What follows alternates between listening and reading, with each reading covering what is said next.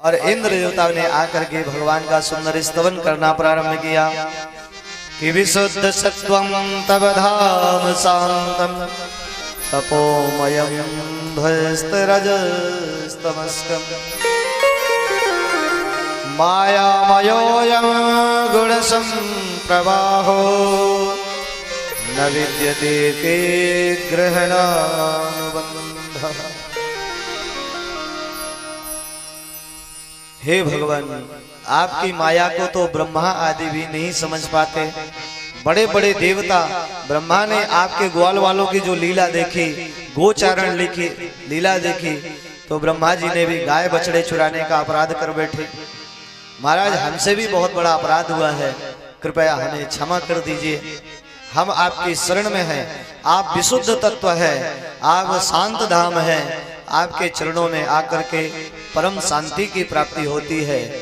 हे मायामयोयम गुण संप्रवाहो, हे मायापति, हे माया से परे परमात्मा, आपके चरणों में हम बारंबार नमन करते हैं कि तवावतारो यमधोक्षजेह स्वयं भराणामुर्भार जन्मना चमोपतीनाम भवाय देव भवाय यस्माच्चरणानुवर्तिनाम।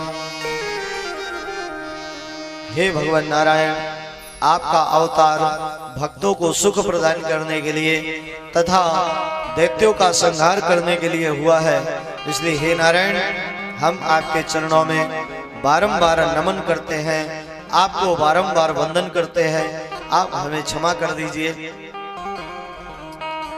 तब भगवान प्रसन्न हुए, क्योंकि इस बार जो इंद्र ने 7 दिन का अपराध किया, लेकिन भगवान इंद्र के ऊपर प्रसन्न हो गए, क्योंकि इंद्र देवता सुरभि गाय को साथ में लेकर के आए थे। सभी गायों की माता है सुरभि।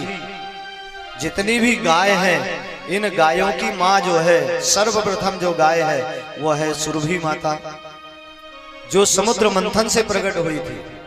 गाय कहां से प्रकट हुई है? समुद्र मंथन से।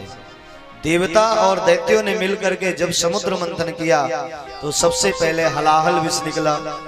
दूसरे नंबर में सुरभि गाय प्रकट हुई। तो जब गाय निकली तो ऋषियों को इन्होंने दान में दे दी थी।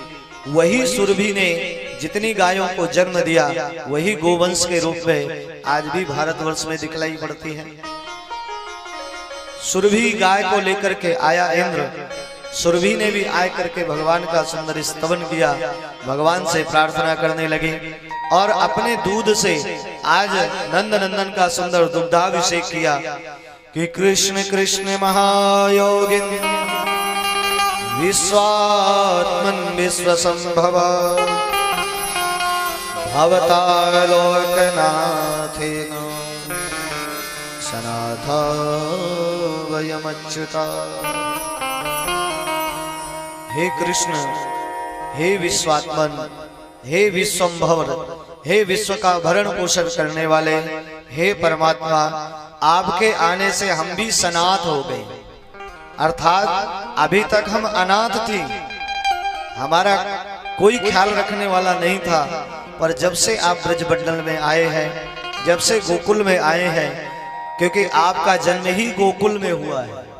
गोकुल, गो यानी गाय और कुल यानी जहाँ पे गायों की अधिकता है, आपने उस स्थान में आकर के अवतार लिया है। इसलिए हम आपका एक नाम रखती हैं। आज से आपका एक नाम होगा गोविंद। गाम बिंदन्ति यस्य सह गोविंदः, जिसकी वंदना गायें भी करती है, जिसकी वंदना इंद्र आदि देवता करते हैं, ऐसे नारायण का नाम पड़ेगा गोविंद। बोल गोविंद नारायण भगवान की।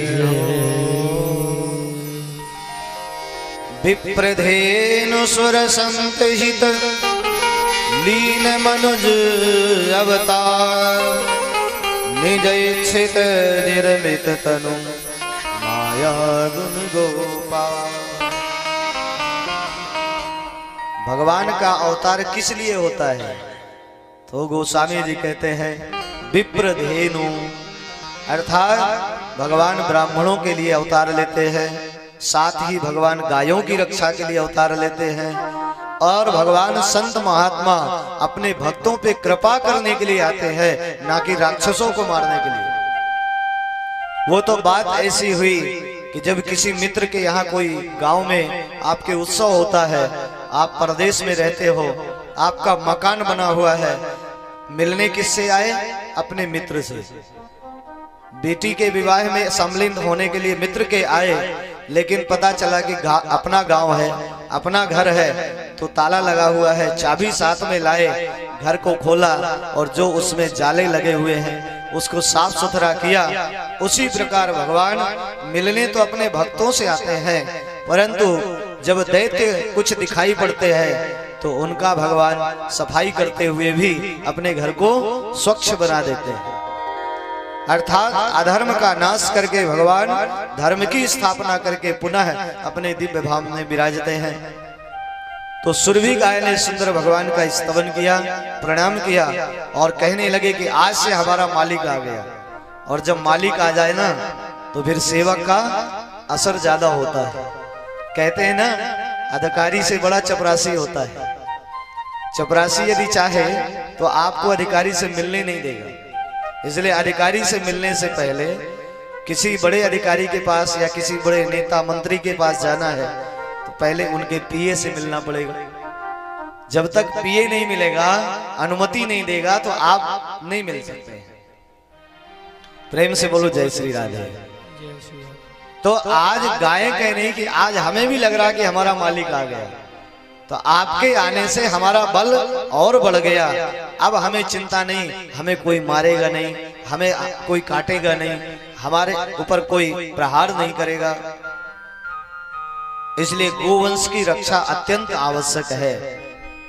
भारतवर्ष में भारतीय संस्कृति के मूल आधार क्या क्या है? सर्वप्रथम गोविंद यानी भगवान, दूसरे नंबर में आती है गाय, और तीसरे नंबर में ग्रंथ आता है, और चौथे नंबर में गंगा।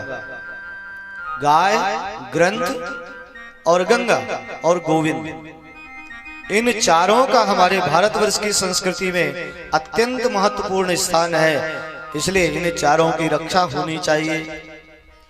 भगवान के स्वरूप, भगवान की कथा, गोविंद की कथा, गोविंद के कीर्तन, इनकी सुरक्षा हो, इसलिए कथा सत्संग होते रहना चाहिए। बीच बीच में कथाएं कभी साल 2 साल 4 साल में कहीं न कहीं होती रहेंगी, तो भगवान के नाम का गुणानुवाद भी चलता रहेगा।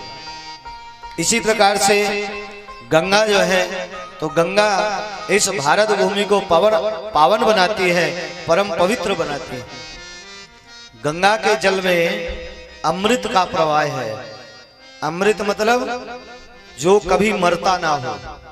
गंगा जल लाके रख दीजिए घर में, 10 वर्ष भी रखा रहे, लेकिन उस जल में दुर्गंधी नहीं आती है, उस जल में कोई विकार नहीं आता है, क्योंकि गंगा परम पावन पवित्र है। पग नखते गंगा प्रकटानी, भगवान नारायण के नाखून से, भगवान नारायण के अंगूठे से भागीरथी गंगा का प्राकट्य हुआ है, और भगवान के मुख से, भगवान के मुखमंडल से भागवती गंगा का रसास्वादन करने का अवसर मिला। अर्थात भगवान के शरीर से 2 गंगा प्रकट हुई, एक चरणों से निकली गंगा प्यारी, और एक मुख से चतुश्लोकी भागवत के रूप में प्रकट हुई। तो एक गंगा ऐसी है जिसमें हमें स्वयं चल करके स्नान करने जाना पड़ता है, लेकिन ये भगवान नारायण के मुख से निकली हुई गंगा घर घर में आ जाती है, और जो भी कोई इसको आमंत्रित करे उसी घर में विराजमान होकर के उस पूरे परिवार, पूरे गांव, पूरे क्षेत्र को पावन पवित्र बना देती है। कहते हैं जहां तक भागवत के श्लोकों की ध्वनि जाती है वो पूरा क्षेत्र तीर्थमय हो जाता है। जैसे प्रयाग का महत्व है, वैसे ही उस क्षेत्र का महत्व बढ़ जाता है। ऐसा प्रभाव है। साथ में गाय, गोवंश की रक्षा जरूर होना चाहिए। आज जिस प्रकार से गोवंश की हत्या हो रही है, गोवंश पे कुठाराघात हो रहा है, तो ध्यान रखना, यदि गाय नहीं है तो हम सुरक्षित नहीं हैं। हमारा जीवन तभी तक सुरक्षित है जब तक इस पृथ्वी में गोवंश है। गाय, गंगा और ग्रंथ जब तक भारतवर्ष में सुरक्षित है तब तक हमारी संस्कृति भी सुरक्षित है और हमारा जीवन भी सुरक्षित है। जिस दिन इनका विनाश हो जाएगा तो फिर आप उन्नति करते रहना, विकास की बातें करते रहना, कुछ नहीं होने वाला। ध्यान रखना, हमारी संस्कृति के मूल आधार हैं 4 स्तंभ, गो, गोविंद, गंगा और ग्रंथ। इसलिए इनकी रक्षा जरूर होना चाहिए। इसलिए आपको ग्रंथ पढ़ना चाहिए। पहली बात, कोई भी व्यक्ति पढ़ा लिखा है, आप उसे अपने ग्रंथ का स्वाध्याय जरूर करें। कुछ नहीं, आप गीता पढ़िए, रामायण पढ़िए, रामचरितमानस पढ़िए, महाभारत पढ़िए, ऐसे ग्रंथों का स्वाध्याय करें। और अपने बच्चों को भी, छोटे छोटे जो बच्चे हैं, पहले के जमाने में दादी माँ क्या करती थी, अपने नाती पोतों को पास में बिठालती थी और सुंदर रामायण की चौपाइयाँ पढ़ाया करती थी। खुद भी पढ़ती थी और एक आध दोहा बच्चों के माध्यम से स्वयं भी और बच्चों को भी पढ़ाया करते थे। रामचरितमानस एक ऐसा ग्रंथ है, एक चौपाई से बहुत बड़ी शिक्षा मिल सकती है। यदि घर में चाहते हो कि घर में सुंदर, सब में प्रेम बना रहे, सबका आदर बना रहे, तो एक चौपाई बच्चों को रटा देना और उनके जीवन में उतार देना। प्रातः काल उठ के रघुनाथा, मात पिता गुरु नावहि माता। जबकि भगवान का जन्म नहीं हुआ है, भगवान प्रकट हुए हैं। हम तो मनुष्य हैं और माँ के गर्भ से हर व्यक्ति का जन्म होता है, पर भगवान तो प्रकट हुए हैं, लेकिन भगवान ने भी मानव धर्म निभाया है। सबसे पहले उठते हैं तो मात पिता गुरु नावहि माता। पहले, क्योंकि हमारे शास्त्रों में, उपनिषद में कहा गया मातृदेवो भव, अर्थात अपनी माँ को देवता के समान मानो।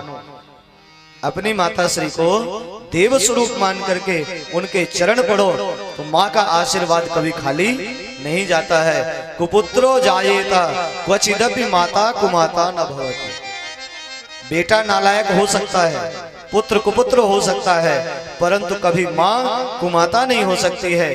बेटा चाहे अंधा हो, लूला हो, लंगड़ा हो, पर प्रत्येक बेटे के प्रति माँ का उतना ही स्नेह होता है जितना माँ के हृदय में होता है। माँ अपने हर बच्चे से उतना ही प्रेम करती है। फिर दूसरे नंबर में पितृदेवो भव, पिता को देवता स्वरूप मान करके, ये हमारी भारत की संस्कृति में है। पाश्चात्य सभ्यता में ये नहीं है, वहां तो केवल भोग है, लेकिन सामाजिक स्थिति जो देखोगे, जो हमारे संस्कार है, जो हमारी संस्कृति है, वो दुनिया में कहीं नहीं मिलती है। हमारे शास्त्र कहते हैं पिता को देवता मानो, और फिर उसके बाद आचार्य देवो भव, जो आपके आदरणीय हैं, जो शास्त्रज्ञ हैं, जो गुरु हैं, उनको भी आप सम्मान दीजिए। चौथे नंबर में अतिथि देवो भव, गृहस्थ के घर में अतिथि का बहुत बड़ा महत्व है। न तिथिम आयात सा अतिथि, जिसके आने की कोई तिथि निश्चित नहीं है वही तिथि है। अचानक कोई मेहमान यदि घर में आ जाए तो जो भी हमारे पास है वो उसे समर्पित करना चाहिए, सुंदर उसका सत्कार करना चाहिए, देव रूप मान करके। इसलिए हमारे शास्त्रों में, हमारी संस्कृति में एक परंपरा बन गई अतिथि सत्कार की। अतिथि को हम लोग भगवान मानते हैं और उस तरह से मान करके उनकी सेवा भी करते हैं।